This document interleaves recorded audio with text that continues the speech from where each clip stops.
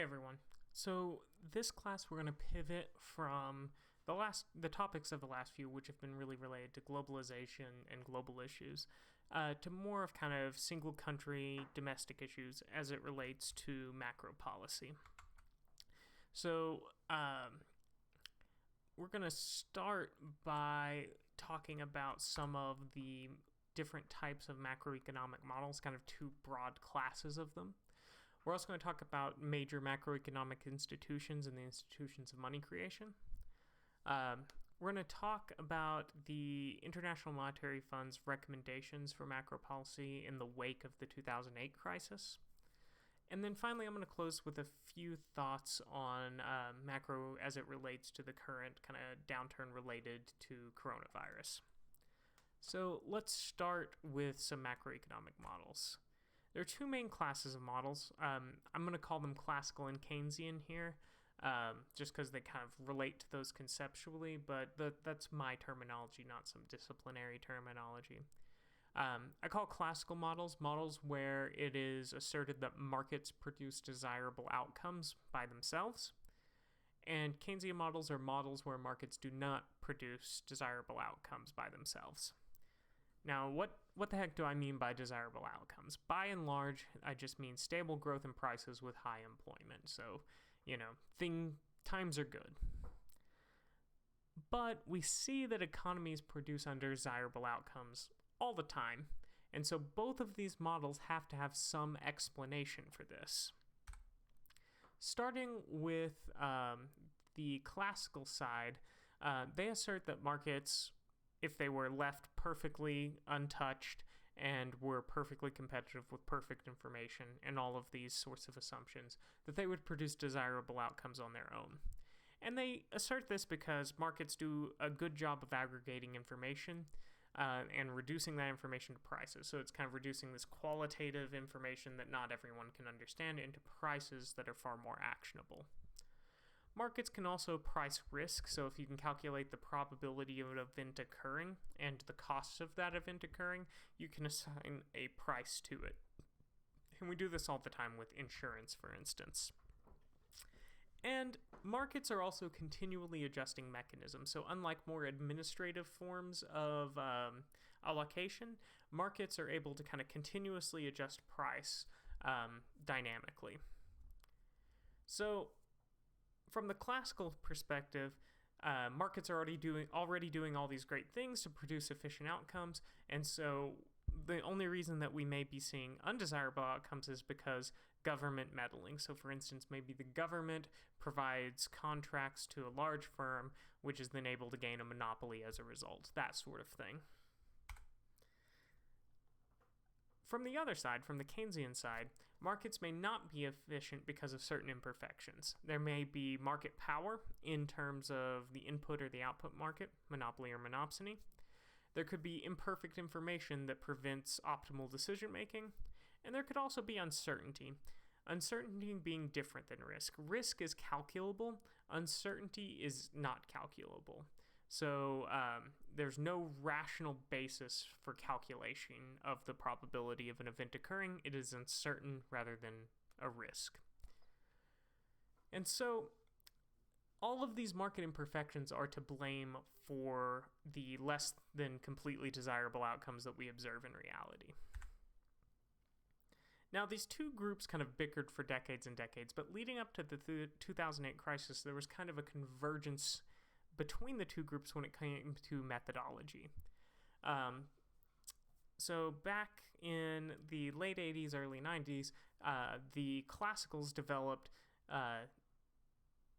real business cycle models, which eventually became these DSGE models, which stands for Dynamic Stochastic General Equilibrium Model. And so this method started with the classicals, but the Keynesians quickly took it up and started introducing market imperfections into these models. For the new Keynesian DSGE people, markets respond efficiently to market imperfections. So, there's essentially this, rather than some sort of budget constraint, there's a competitive constraint based on the level of competition in the macroeconomy. So markets are efficient given this competitive constraint. Thus, for the new Keynesian DSGE people, the policy goal ought to be to eliminate these constraints, make markets more competitive, and if we were able to do that, there would be no crises. In the classical approach, they're still laying the blame at the feet of government intervention. They're basically just disagreeing about the source of these market imperfections. Rather than placing them as something generated by the market itself, they place it at the foot of government.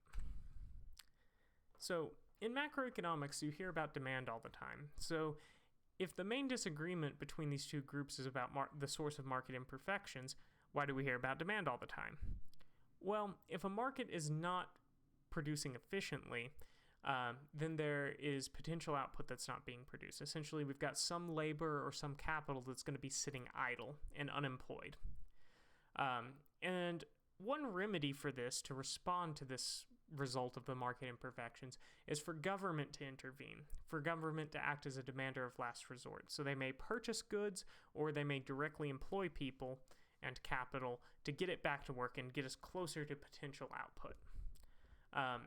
Importantly, there are kind of second round effects here where this government intervention can improve the state of long run expectations. So basically, all of this government activity generates incomes, and in generating those incomes, those can be spent consuming commodities produced by private firms. So private firms may be more likely to also put labor and capital back to work, as their state of long-run expectations improves as a result of this government intervention. So market imperfections create unemployed labor and capital, which then means incomes are low, we don't have demand. Government can intervene to generate incomes and support demand. And so it's in this way that this kind of disagreement about the source of market imperfections relates to the issue of demand. So importantly, both the Keynesian side and the classical side have this idea that a perfect capitalism with competitive markets would not result in any crises. It would produce stable growth and high employment in the absence of imperfections. And the crisis is just the unfortunate side effect of deviations from this perfect capitalism. There are some alternative perspectives that assert that crisis is an intrinsic part of capitalist systems and maybe even desirable. So let's start here with Marx. So the Marxian story is basically that you've got a interaction of market competition with the dynamics of technological development. So it starts out, imagine you have an industry where everyone is producing the same commodity and they are producing it using the same technology. Being in competition with one another means that every capitalist has an incentive to produce at a lower cost than their competitors. So if they innovate, they find some technology that lets them produce at a lower cost, they can then achieve higher profits in the short run, as they are able to produce their good at a lower cost, sell it for a lower price, gain more market share. But eventually, over time, this innovation spreads to the whole industry.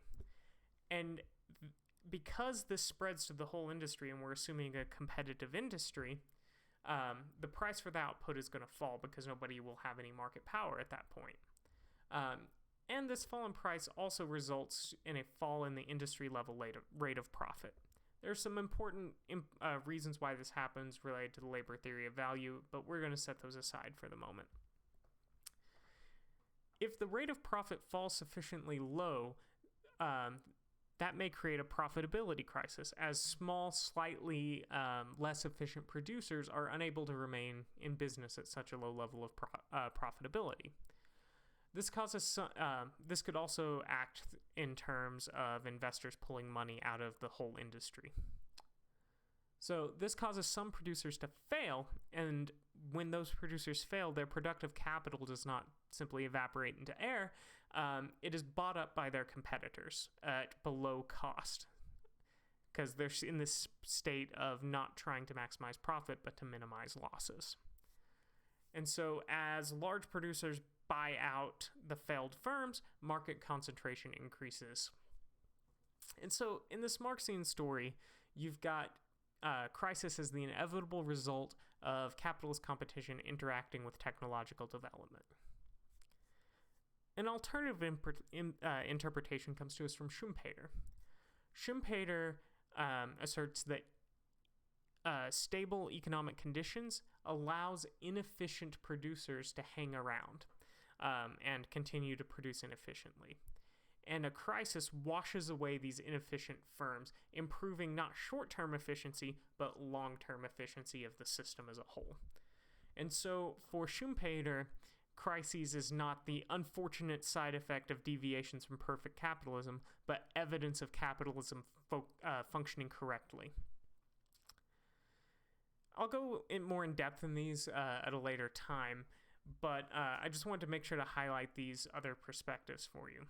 It is important to note, though, that the models and methods that central banks and policymakers are actually using in basically all the world are not the Marxian or the Schumpeterian approaches. They are going to be some flavor of the classical or new Keynesian DSGE approaches. So, pivoting from this kind of theoretical modeling space, let's look at some of the institutions that actually affect macroeconomic conditions. We're going to start with central banks. Central banks have a number of functions. They usually have mandates by their government to maintain price stability, usually a low inflation rate, a small output gap, that is a small difference between potential and actual economic output, and sometimes they may have a mandate to maintain low unemployment rates. This is particular to certain states. The Federal Reserve, for instance, has a mandate related to unemployment rates. So how do they actually do this? In one tool they have is monetary policy. So they can create and reduce the money supply. One way that they largely do this is through the setting of the policy rate. That is, changing the rate of interest that banks have to pay to borrow money from the central bank. And this interest rate is linked to all other interest rates in the economy. More important during crises is that a central bank may act as a lender of last resort. So essentially, if a bank is fundamentally sound but does not have enough cash on hand to meet their current obligations, the Fed may lend them money to allow them to kind of deal with this illiquidity. And finally, the Fed has a certain regulatory role. For instance, they set the required reserve ratio, which tells banks how many deposits they must have to support. It tells banks how much cash on hand they must have to support the amount of deposits they have. So these are all kind of the tools that central banks have to achieve these kind of functions. A big issue for like the last 20 or 30 years is the idea of central bank autonomy. The idea is that there may be a push by politicians and their constituents to make monetary policy looser than it otherwise should be, to essentially create more money. And by making central banks more independent of the political process, it insulates them from this influence so that they can kind of keep stable inflation, stable interest rates, and keep things consistent with some long-term stability rather than short-term fluctuations based on political business cycles. All right. Some other institutions that are important in the macroeconomy are going to be governments. So governments can engage in fiscal policy through spending or directly employing people. Also, government benefits programs being another example here. Governments also have a regulatory role. So these are agencies like the Federal Trade Commission, the Federal Exchange Commission, the Consumer Protection Bureau, these sorts of entities that kind of set the rules that large financial institutions have to follow. There are also large private institutions that are important. The banking sector, which also is an important part of money creation, plays a role, as do large firms, large employers in particular. An emblematic example here could be like Why the heck was GM bailed out in the fallout of the '08 crisis? Well, they were a large employer. There also may be other non-governmental organizations like policy think tanks or in smaller economies, development institutions can be very important. We also can kind of think at a higher level, too, of the international monetary system. The International Monetary Fund being kind of the central bank, and the World Bank in its role of providing liquidity to smaller developing economies. But we have already spoke about those at length. Just a side note here, money isn't just cash. As you may have seen in your kind of principles of macro class, we've got different categories of money where like MB is just the cash produced by the central bank, M1 includes checking deposits, M2 includes savings accounts, and so on. And the idea is as that number increases, money becomes less liquid. So we can think about money more broadly as the spectrum of assets with value that vary in their liquidity. So an example, a dollar being the most liquid thing, and on the other hand, like the stock of a company being a less liquid form of money, a less liquid asset. Another aspect of money is that we can think of it as endogenous or exogenous. That is a result of something happening within the system and a result of something happening outside the system. The more kind of traditional view is that money is exogenous, that the central bank can kind of turn the money supply knob as a policy variable, and that'll affect the money supply. And so in that way, the idea is that the central bank can very finely tune how much money is in the economy. Thinking about money as part of the system itself endogenously, the central bank has far less control. So, as I mentioned, banks create money too, right?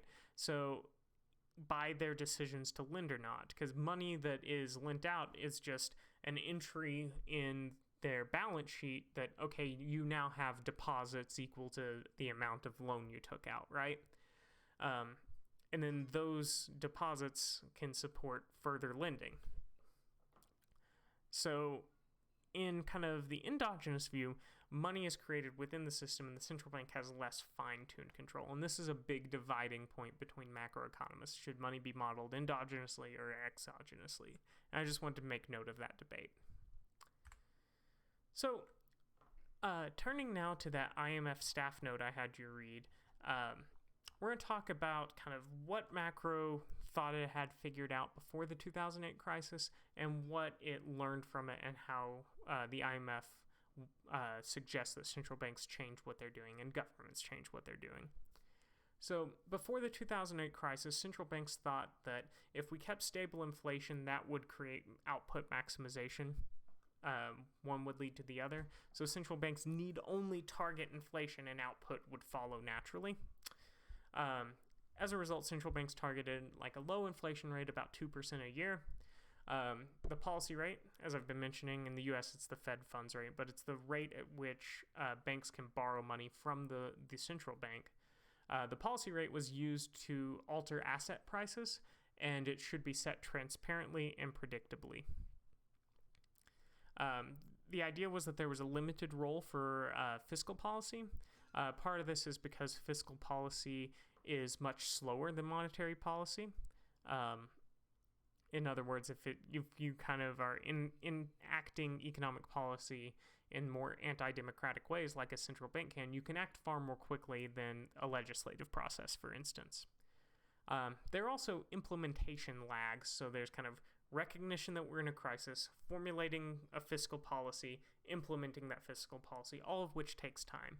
And so a big fear of central bankers was that if you try to have a fiscal response to every crisis, you're going to be pumping money into the economy through fiscal stimulus after the crisis is already over.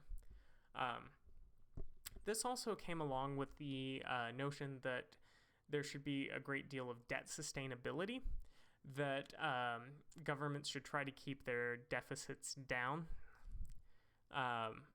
So this was all kind of related to why fiscal policy was seen as a less legitimate tool.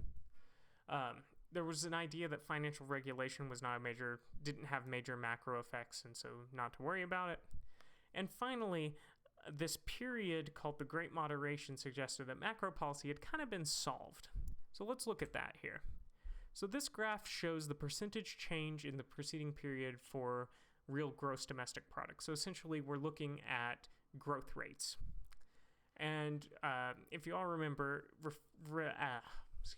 recessions are defined by having a certain period of negative GDP growth along with some other indicators, but that's still like a good, simple definition. So we can see here that the frequency of recessions and the variability in growth rates became far less after the early 80s. And this is the period that kind of coincides with these macro policies I just mentioned. But 2008 changed a lot of things. So it's important to note that during the Great Moderation, central banks were dealing with mostly supply shocks, that is, price shocks from outside their economy or within their economy that had effects generating through prices. And they got really good at dealing with these supply side shocks. They understood them well, and they were able to adjust monetary policy to deal with them. But 2008 was a more demand-side phenomenon, and policymakers didn't understand that nearly as well and were much less well-equipped to deal with it.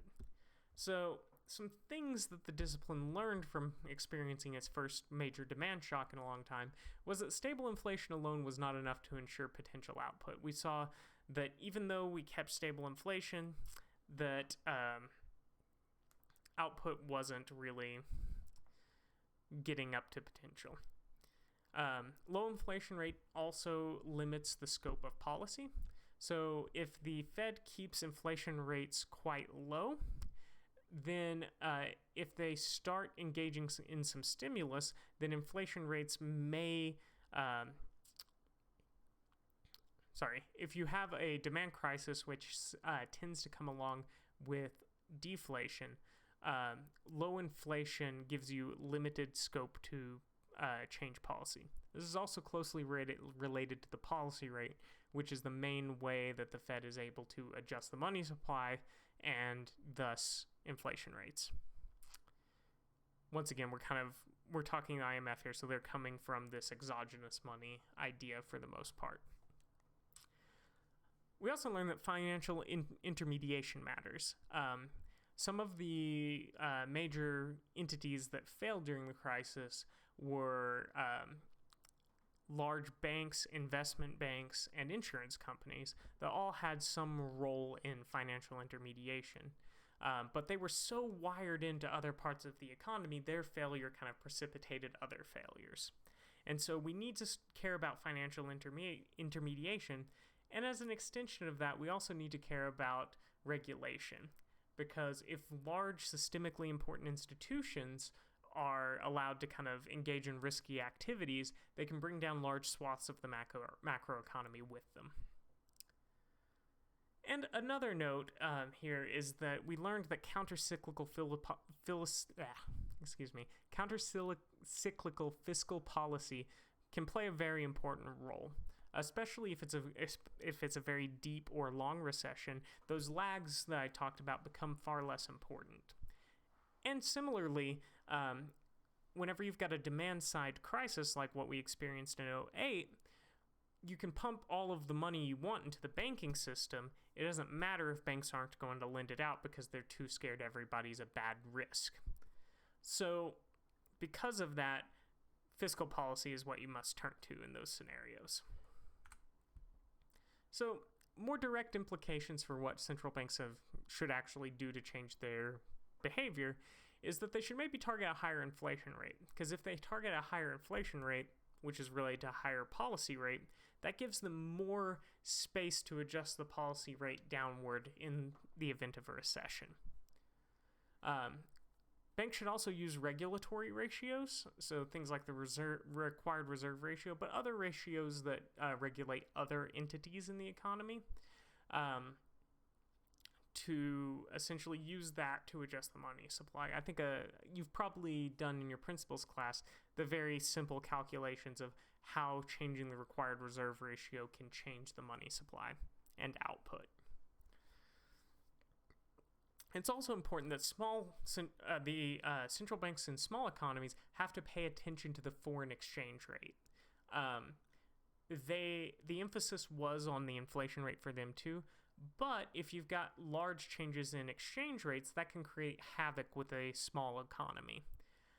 And so rather than engaging in domestic monetary policy, maybe these small central banks should use a process called sterilization, where they buy and sell foreign currency to stabilize the foreign exchange rate value. And this creates a greater degree of stability within these small economies. Some more implications here. Central banks should provide liquidity more broadly during the crisis, and by and large, they did this during the 2008 crisis. That just took some time to be implemented. Central banks traditionally provide liquidity just to banks, but maybe they should provide liquidity to other sorts of imperiled firms as well.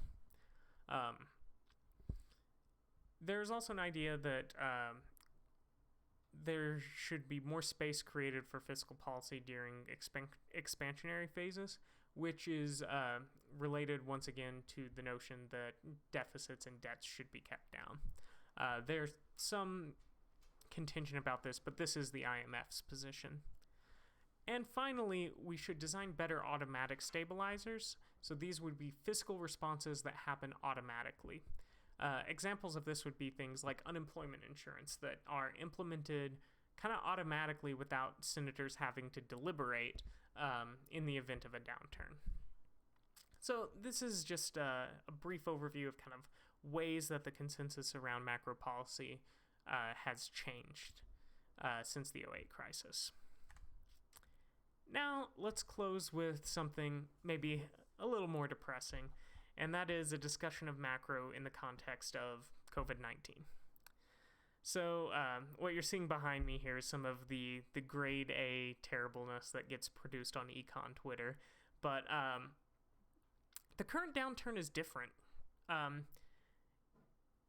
It's a stoppage of economic activity in response to a public health crisis. It's not a downturn in the business cycle in any traditional sense. And fiscal or monetary stimulus can't really be effective because pumping more money into the economy isn't going to really put people back to work if there are active public health policies in place to keep people from working. And in fact, during this time, it may be undesirable to try to put people back to work because it creates this further public health risk. Now, a common assertion of some macroeconomists for downturns is that they're caused by structural issues. This could be policy structures, or it could be skills structures. So just focusing on the skills gap issue here, because this is something that very prominent macroeconomists have been talking about during this crisis, is that, well, people are out of work, so they need to engage in retraining. But no amount of retraining is going to drop the unemployment rate that much in the middle of a crisis where people are prohibited by public health policy from working. Skills retraining is clearly not the solution right now.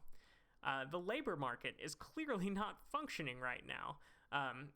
And there's very little that could be done to make it function while we're kind of putting the whole economy on ice for a bit. The focus of things like the what may in another recession be termed as fiscal stimulus, like providing extended unemployment benefits, sending checks to people, these things might help jumpstart an economy in some sort of demand-side crisis. But the real kind of function of these, rather than kind of macro dynamics, is that they're just there to support people's livelihoods during a time where they can't work, not because of any individual choice, but because there simply are fewer jobs to be had, so some people are just not going to have a seat at the table. Many politicians, especially on the right, are very concerned about extended unemployment benefits creating a disincentive for people to work. You may have heard a lot of talk about, minimum wage workers can make more on unemployment benefits than they can working, and this being presented as problematic. But the idea of these policies right now really ought to be to support people's daily consumption while they're out of work and cannot get back to work.